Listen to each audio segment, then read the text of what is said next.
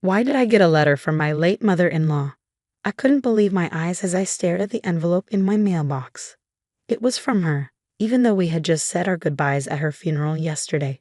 She had always been so kind to me, like a friend despite our age gap. We used to go out and have fun together, and her sudden passing had hit me hard. I was still struggling to accept that she was gone. During my mourning, getting a letter from my mother-in-law was a big shock. As I read it quickly, I discovered something totally unexpected. She had arranged for it to be sent to me by the temple priest after she passed away. Inside, she told me about a hidden door in the family chest and how to find it.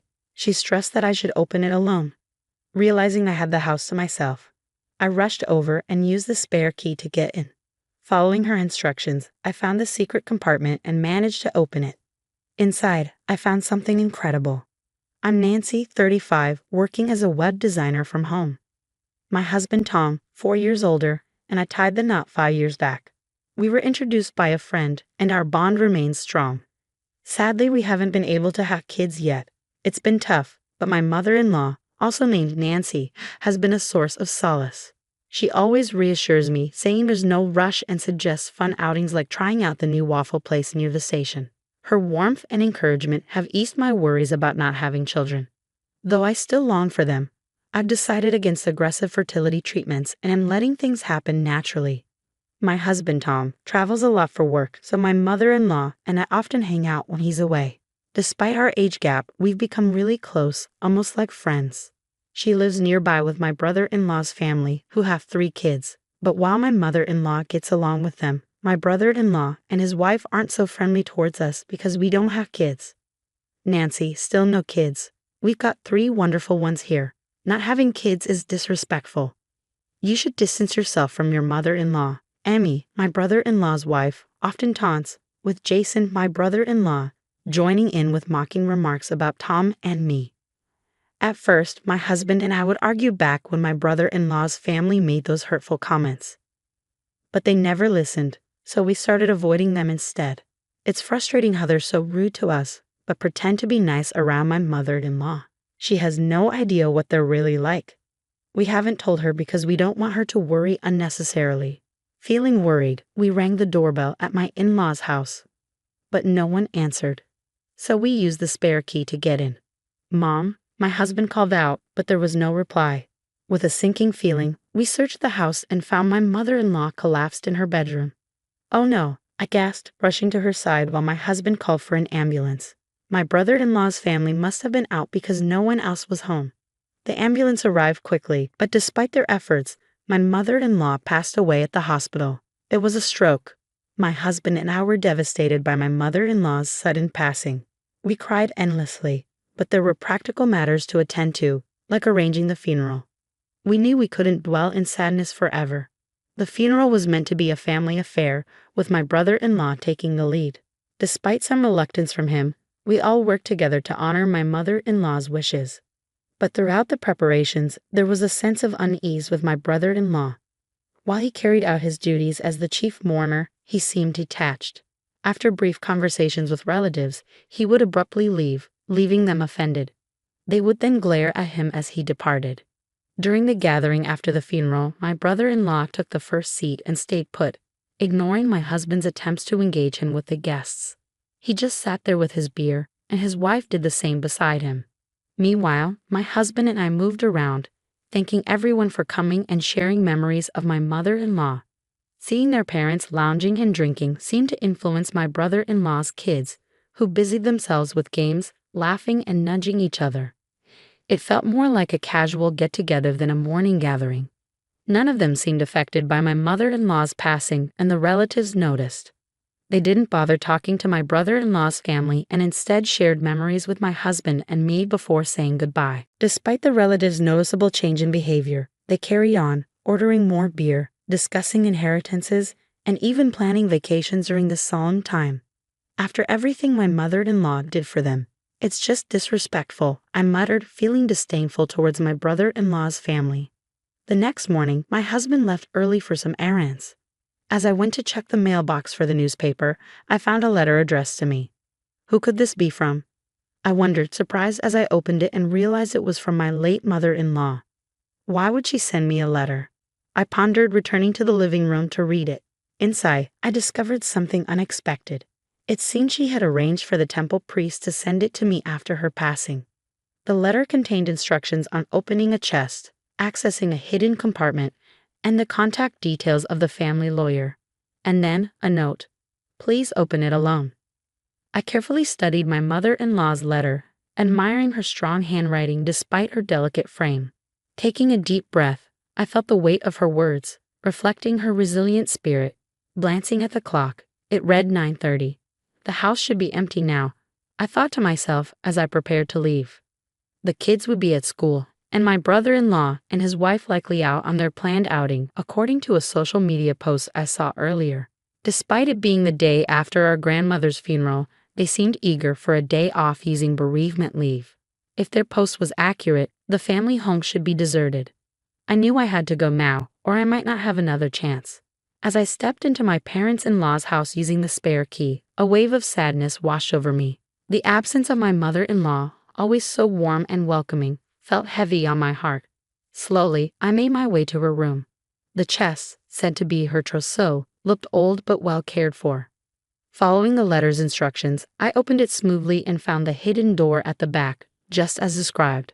Relief flooded me as I managed to open it safely. Inside, along with what the letter mentioned, I found another document. What could this be? I wondered, feeling my mother-in-law's love emanating from the papers. Tears threatened to spill, but I knew I had to leave quickly. I couldn't risk being caught there by someone returning home. After all, the letter had emphasized the importance of doing it alone. When I returned home with the documents, I reached out to the family lawyer mentioned in the letter to inform them of my mother-in-law's passing. Just as I was about to contact my husband and my brother-in-law's family to discuss gathering this weekend, an email from my sister-in-law arrived. It urged us to convene at my parents-in-law's house urgently for important news. What could she want to discuss? Despite feeling uneasy, declining seemed strange, so I accepted. That weekend, we nervously gathered at my parents-in-law's house. My brother-in-law and his wife wore smug smiles, and their children were conspicuously absent. As soon as we sat down, they presented a document, my mother-in-law's will. It bore her signature, leaving all assets to my brother-in-law and his wife. You see, we inherit everything, my brother-in-law gloated, his laughter harsh. While my husband looked stunned, I quietly excused myself and discreetly brought in the lawyer waiting outside. Who's this? My brother-in-law and his wife sounded puzzled as the lawyer entered. Even my husband, unaware of the lawyer's presence, looked surprised. This is the lawyer my mother-in-law trusted, I explained briefly. Gradually, confusion turned to anger on my brother-in-law and his wife's faces. A lawyer? Why bring them here? They demanded. It's part of my mother-in-law's instructions. She wanted the lawyer to help draft the estate division agreement smoothly, I replied. They protested loudly, insisting they didn't need legal assistance. My brother-in-law slammed the desk, gesturing to my mother-in-law's will. See, we have her will. We don't need a lawyer, he declared. The lawyer intervened calmly. Are you sure your mother wrote this entire document herself? My brother-in-law affirmed angrily, but the lawyer shook his head. This can't be recognized as a will. A holographic will must be entirely handwritten by the testator, he explained, pointing out inconsistencies in the document. The handwriting looked familiar, but the rest appeared to be printed, likely from a computer. The room fell silent as my brother-in-law reached for the will in front of him. But no matter what he did, the content remained unchanged, neatly printed in Gothic font. Huh?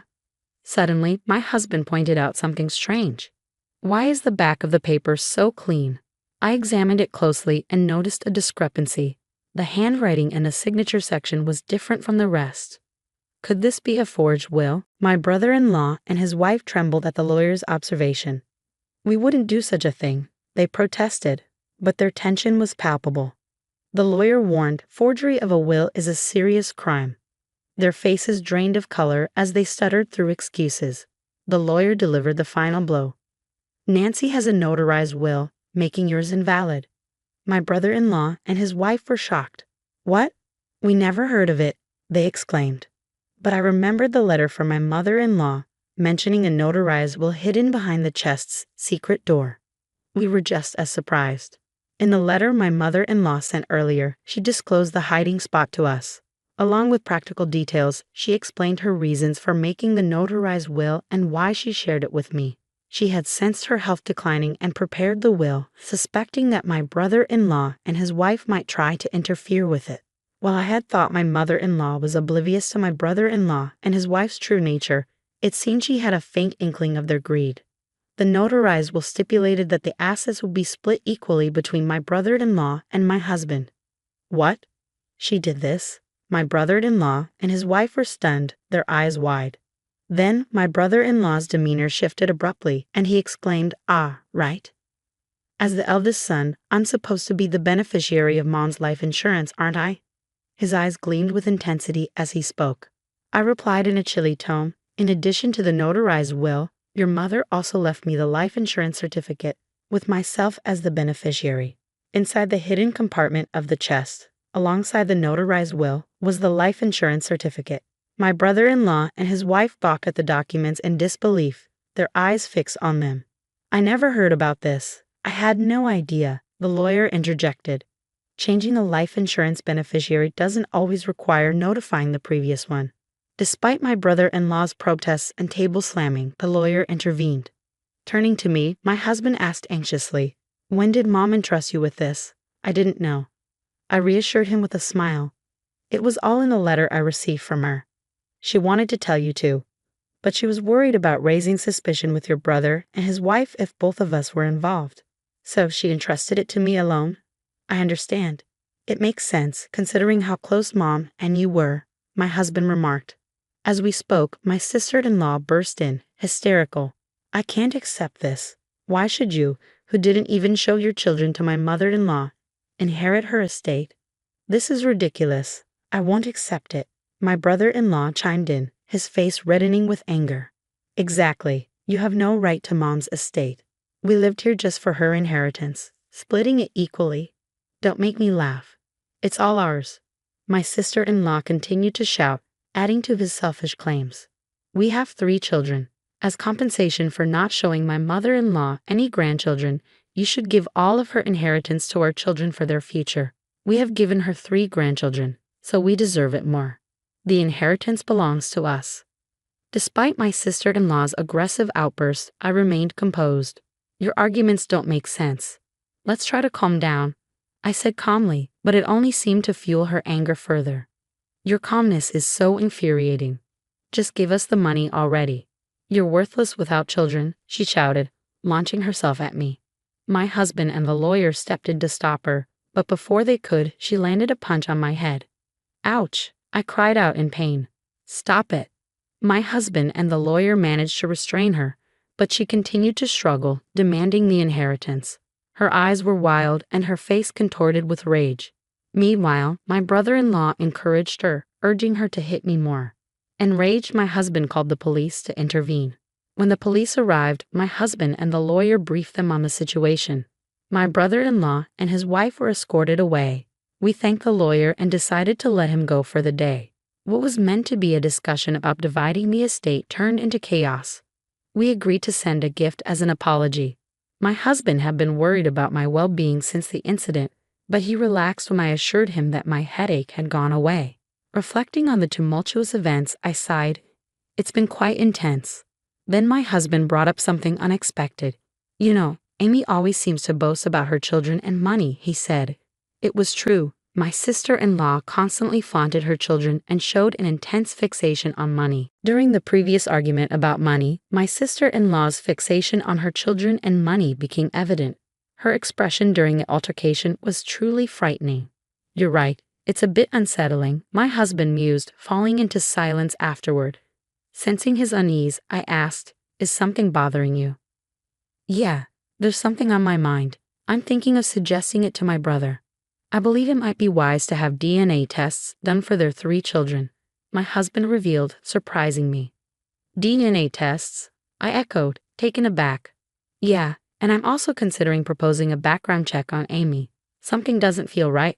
It's just a gut feeling," he explained. Though I initially thought it might be unnecessary, my husband's intuition had proven accurate before. "All right, if that's what you think, let's discuss it with your brother later." When my husband broached the topic with my brother-in-law, he reacted with ridicule and extensive yelling. "Just because you don't have kids yourselves, don't doubt ours," he shouted. However, before leaving, he demanded materials about DNA testing from my husband. It seemed my brother-in-law had his own thoughts on the matter. The shocking truth emerged from the DNA tests conducted between my brother-in-law and his children. It was revealed that 2 out of 3 of his children did not share his blood. I had my doubts about the youngest because their features didn't resemble either of us much. But I never expected this from the middle one. My husband muttered, stunned by the revelation. My brother-in-law delved into his wife's background, and the findings were damning. It appeared that my sister-in-law had been involved with multiple men even before marrying my brother-in-law. Furthermore, her recent affairs had been exposed to the wives of her lovers, who were now seeking compensation. As my sister-in-law spent more time at home than my brother-in-law, she carefully concealed any notices, such as registered letters. Upon examining the details, it became clear that the total amount of compensation demanded far exceeded my sister-in-law's earnings or savings. Ultimately, it seemed my sister-in-law was determined to claim my mother-in-law's inheritance for herself at any cost. As events unfolded, my brother-in-law and sister-in-law escalated into a violent altercation, hurling objects and exchanging blows until blood was drawn. Disturbed by the commotion, neighbors alerted the police, leading to their arrest on charges of assault, in addition to the ongoing investigation into the forged will. Further inquiry revealed a history of theft and harassment against wealthy individuals, compounding their legal troubles. Ultimately, both ended up incarcerated. Concerns arose about the future of their 3 children, for whom we were now the closest relatives since our mother-in-law's passing. Despite considering taking them in, we hesitated. The children had been deeply influenced by their parents' toxic behavior, referring to us disdainfully as childless incompetence. Even the eldest at 14 and the youngest at 7 demonstrated a shocking lack of respect or understanding of proper conduct.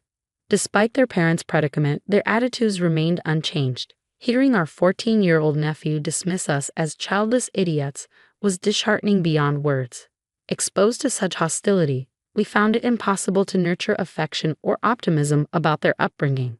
In the end, we decided to reach out to my sister-in-law's parents and formally cut ties with the children.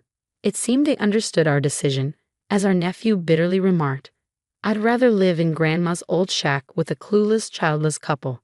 It was clear this was the best course for everyone involved.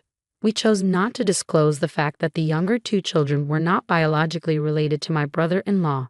Whether to reveal the truth or not, we left in the hands of my brother-in-law and his wife's relatives. My husband and I made the decision to relocate to a distant place, using the inheritance from my mother-in-law to start anew.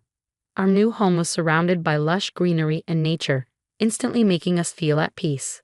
There was a quaint waffle shop nearby, where we often reminisced about my mother-in-law, wishing she could have joined us.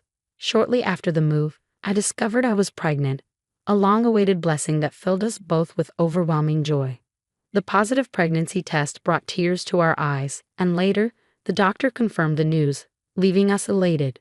We couldn't help but imagine how thrilled my mother-in-law would have been if she were still with us. In addition to the pregnancy, the entrepreneurial venture I had been quietly planning was also progressing smoothly. My husband and I worked diligently, anticipating the arrival of our child and cherishing each day filled with happiness.